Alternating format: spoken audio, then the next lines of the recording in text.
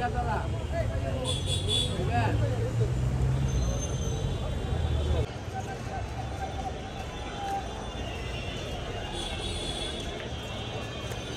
এখন এখানে নেই বা ওনার পরিবারের সদস্যরা নেই, বাট স্টিল আমি মনে করি এটা ঠিক আছে, ঠিক আছে। মামলা করছে, মামলার সঠিক তদন্ত হোক,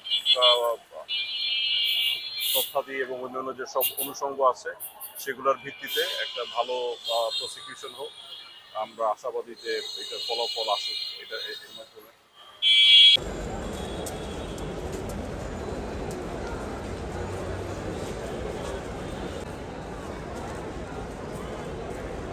আমরা চাই না যে আবার জনগণের সাথে প্রতারণা করে কোনো শক্তি হাসিনার বিচার বা হাসিনার সম্পত্তি বাজেয়াপ্ত বা দুর্নীতির বিচার অর্থ ফিরিয়ে আনার নামে আবার জনগণের সাথে প্রতারণা করুক। আমরা চাই এগুলো সুষ্ঠুভাবে বিচার হোক, দেশের যে সম্পত্তিগুলো পাচার হয়েছে তা দেশে ফিরে আসুক এবং যত দ্রুত সম্ভব, যত সূক্ষ্মভাবে সম্ভব এবং নিরপেক্ষভাবে সম্ভব এই আদালতে হাসিনা এবং তার পরিবারের জন্য বিচারটা হয়।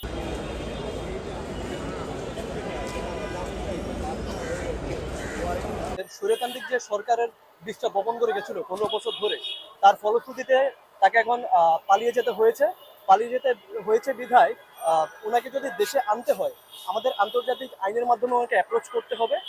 কিন্তু দেখা যাচ্ছে যে উনি যেহেতু নিজে থেকে চলে গেছে এবং নিজে দেশে এসে এর বিরুদ্ধে যুক্তি খণ্ডন করার মতো কোনো সদিচ্ছা ওনার দেখা যাচ্ছে না, তাই আমার মনে হয় যে ওনার অ্যাবসেন্সে করাটা মানে কোনো ভুল কিছু হচ্ছে না।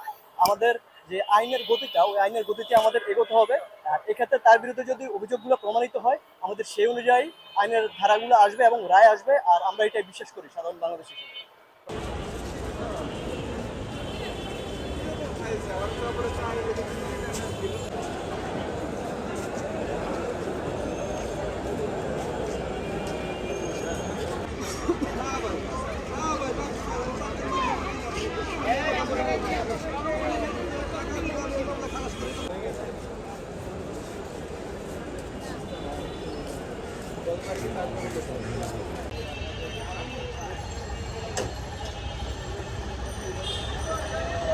Ayan, tiga tala.